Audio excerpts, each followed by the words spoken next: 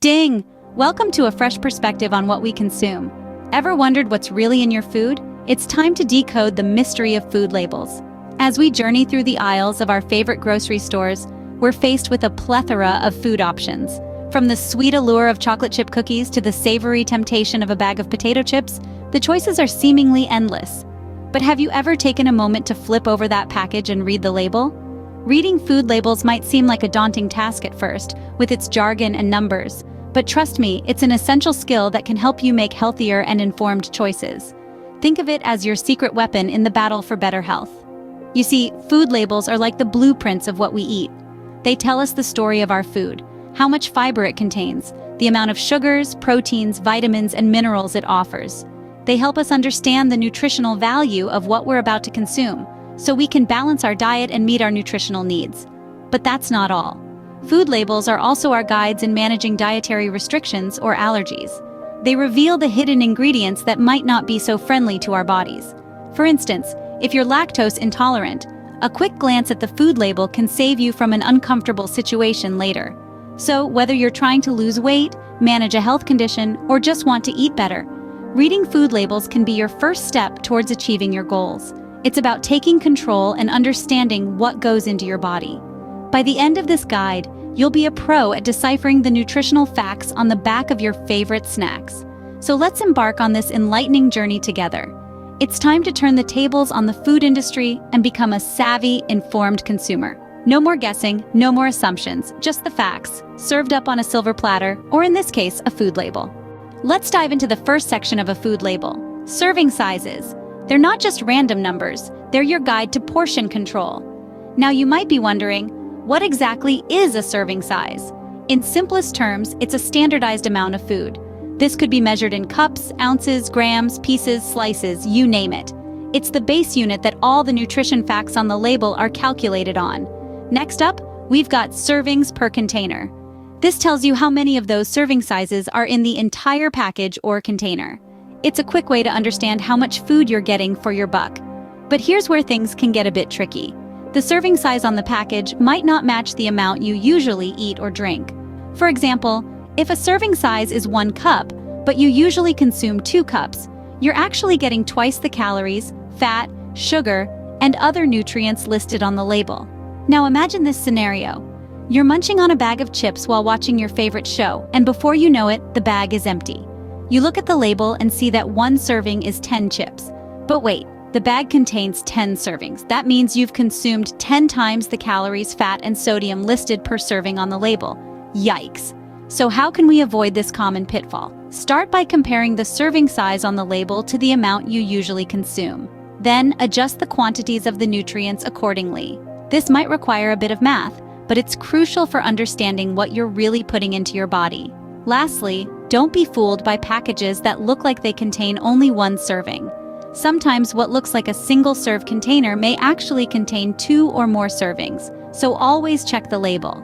Remember, the nutritional information on the label is based on 1 serving, so if you consume more, you need to do some math. Now it's time to tackle the core of the food label, the nutritional facts. This is the part of the label that really gets down to the nitty-gritty of what's in your food. Let's start with calories. Calories are a measure of energy. When we talk about the calories in food, we're referring to how much energy your body could get by eating or drinking it. Keep in mind, though, not all calories are created equal. It's not just about quantity, but quality as well.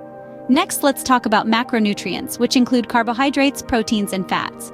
Carbohydrates are your body's main source of energy, while proteins are essential for building and repairing tissues. Fats, on the other hand, are a concentrated source of energy and help your body absorb vitamins. Then there are micronutrients, the vitamins and minerals your body needs in smaller amounts, but are still crucial for your health. These include things like vitamin A for vision, calcium for bone health, and iron for blood cell function. Now let's talk about sugars. Sugars are a type of carbohydrate, and while some sugars occur naturally in foods like fruit, a lot of the sugar we consume is added during food processing. Consuming too much added sugar can lead to health issues like obesity and heart disease. It's also important to consider the recommended daily intake. This is a guideline to help you understand if a food contributes a lot or a little to your daily diet. For example, if a label says a food has 25% of your daily value of fiber, that means it provides a quarter of the fiber you need in a day. So, How do you use this information to make healthier choices? It's all about balance. You want to aim for foods that are high in nutrients but lower in calories, sugars, and unhealthy fats. So the next time you pick up a pack of cookies, you know exactly how many calories you're signing up for. The ingredients list, the real truth teller of what's in your food. It's like the food's autobiography penned in tiny, often hard-to-read letters.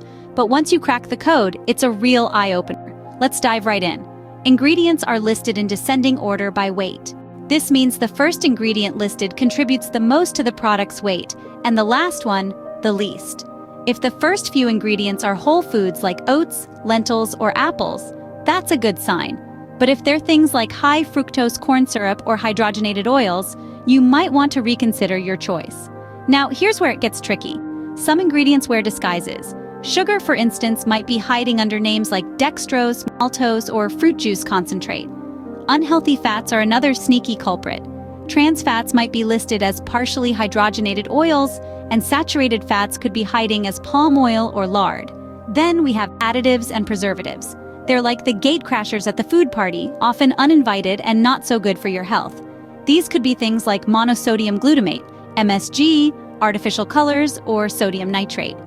They might make your food look better or last longer, but they're not doing any favors for your body.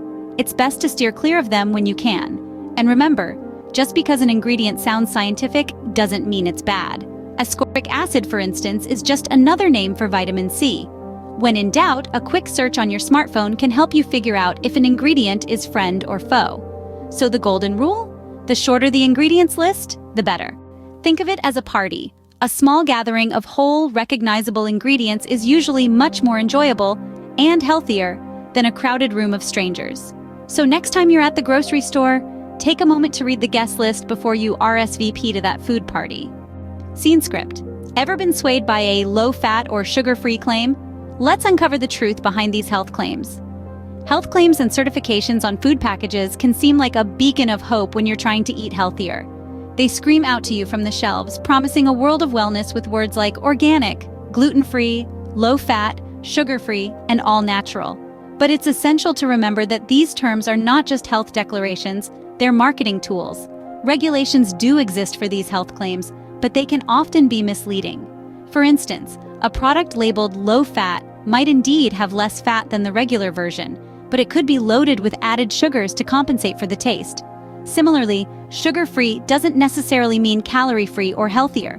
It could contain artificial sweeteners or other substitutes that might not align with your dietary goals. Certifications like organic or gluten-free are a bit different. They do have strict regulations and can be helpful for individuals with specific dietary needs or preferences. However, they don't automatically translate to healthier. An organic cookie is still a cookie, with the same amount of sugar and fats as its non-organic counterpart. So what's the takeaway here? It's simple. Don't be swayed by the front of the package. The real truth lies in the nutritional facts and ingredients list. This is where you can find the information you need to make an informed decision about what you're putting into your body. Remember, low-fat or sugar-free doesn't always mean healthy. Organic or gluten-free doesn't always mean better. It's about the overall nutritional profile of the product and how it fits into your diet as a whole. So don't let those flashy claims fool you. Always double-check the label. All right, we've decoded the mystery of food labels. Let's quickly recap what we've learned. We started our journey by understanding the importance of reading food labels. They are not just a bunch of numbers and words on the back of your food package. They are a treasure trove of information that tells you exactly what you're putting into your body. They help you make informed food choices, manage dietary conditions, and even avoid allergens. Next, we delved into the world of serving sizes. They provide a baseline for understanding the nutritional makeup of the foods you eat.